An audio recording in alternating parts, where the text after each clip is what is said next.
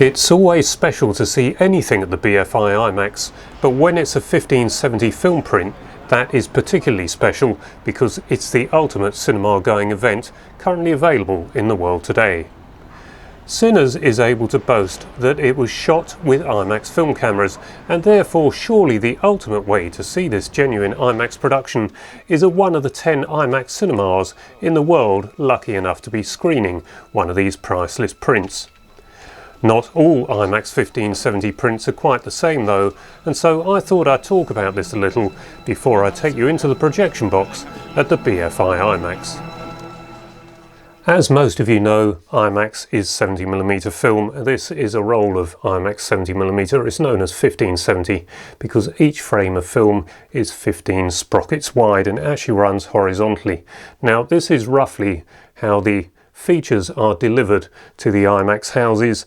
I think Oppenheimer came on 53 reels of this, each running about 3 minutes, and the team at the IMAX, each IMAX have to put that together, so quite a skilled job because you can get them upside down, you can even get them back to front, so you've got to know what you're doing in order to put a feature print of any film together, but IMAX particularly daunting because it's so large.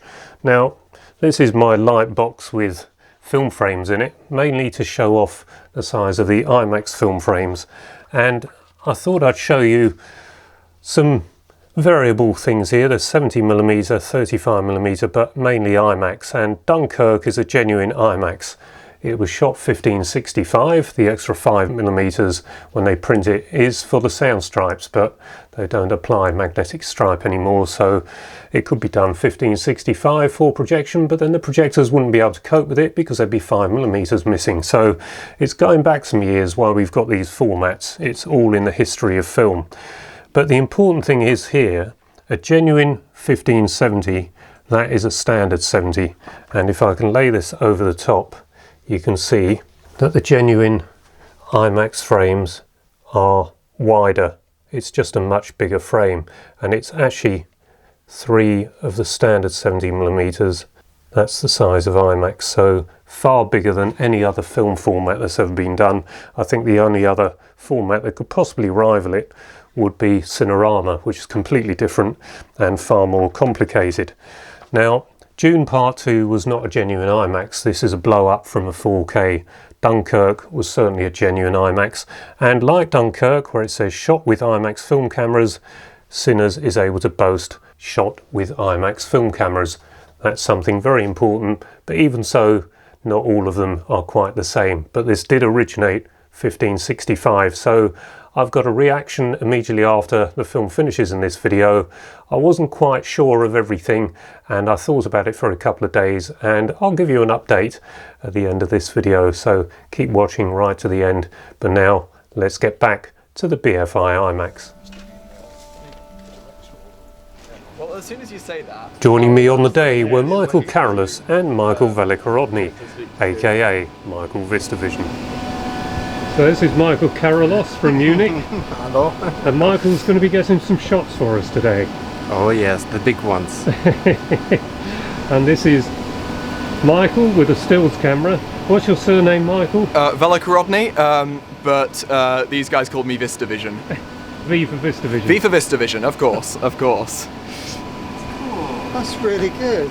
Michael VistaVision presented BFI IMAX chief Michael Ford with a miniature replica of a 1565 IMAX camera, which was clearly well received and probably an item many of us IMAX fans would also like. Michael actually 3D printed this himself. I then took the opportunity to ask Michael Ford how well Sinners had been doing during its first 2 weeks of screenings. Very well. Yeah, it's been very, very busy. And I think you had Ryan Coogler in for one of the screenings when Tiana and Caesar were on. That's right. He came up and saw Caesar and Tiana, and he signed our cue sheet for us.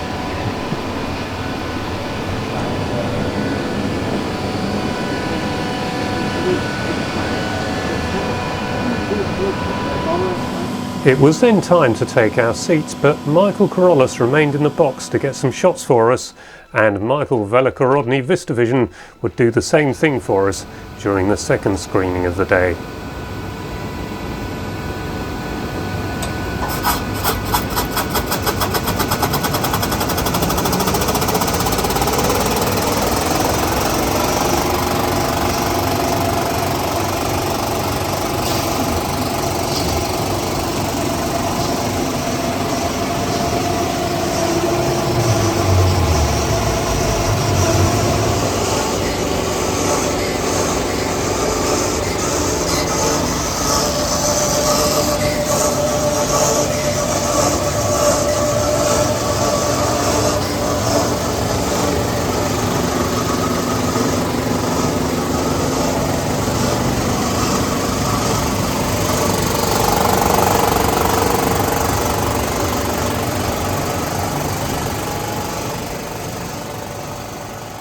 just come out with a showing of Sinners 1570 genuine IMAX Ultimate, I suppose we should call it. It's a dark film, as you might expect, because it is a sort of drama that ends in quite a sensational vampire horror story. I can't say that I've ever seen a film quite like it, and I wouldn't have actually come to see a film like this. I'm glad I did. I wouldn't have come to see a film like this if it hadn't been on film, and in particular in IMAX and here at BFI IMAX. It's different to anything I've ever seen, and I think if you get the chance you've got to see it in IMAX. There are 9 prints in America, there's one outside of America, it's here at the BFI IMAX. It actually ends in a couple of days after I'm recording this, so by the time this is up I don't suppose you got a chance to see it in its first run, but I'm pretty sure they're going to put it on again a few times. I hope so anyway. So if you get a chance here in the UK, maybe if you're anywhere in Europe, if you can get over, this is the place to come. It's a bit vulgar in places, a bit of sex, there's some bad language, it's a certificate 15, it's a dark film, being a horror film, so it's not like a Christopher Nolan Tenet or Dunkirk or bits of Interstellar perhaps, so the image quality isn't quite that good, but my word, when those horror sequences come in, it's pretty sensational. And there's one sequence where they're in the club, the jazz club, and I'm pretty sure it's a 5-minute sequence that's just one tracking shot all the way through, and I don't know how on earth they did it. So I'd love to see that again sometime, maybe when it comes out on a 4K disc. I can confirm that that was indeed the case. One tracking shot with a whopping great IMAX camera. How do they do it? Anyway, those are my initial thoughts after seeing Sinners here in 1570 Ultimate IMAX at the BFI IMAX. What a great presentation, yet again.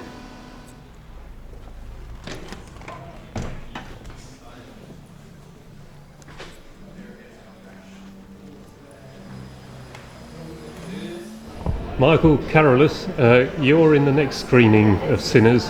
What are you expecting? Something very good, I think, because it's a very new style from Ryan Coogler in this format.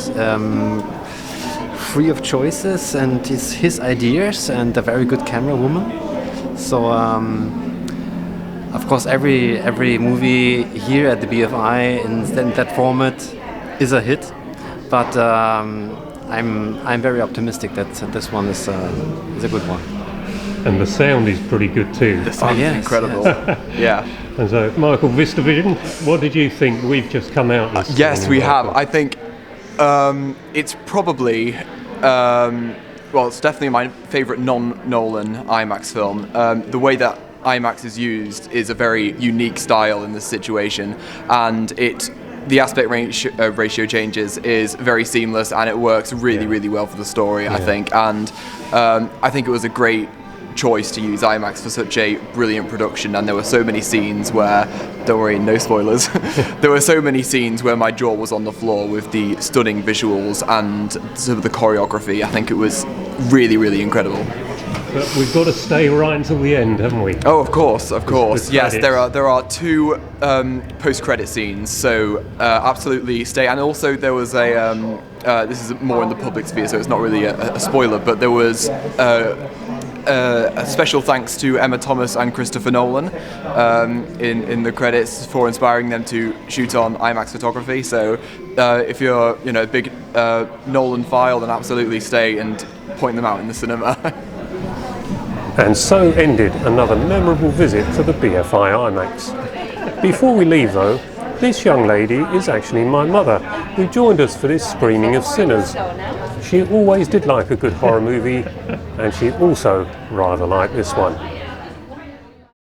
So finally, I'm going to give you an update on my initial thoughts of how Sinners was put together, because the following day I thought, there was one thing missing from this on the end credits. The Nolan films have it, shot and finished on film. I don't believe Sinners had that in there, so that gave me a suspicion maybe this had been edited within a computer.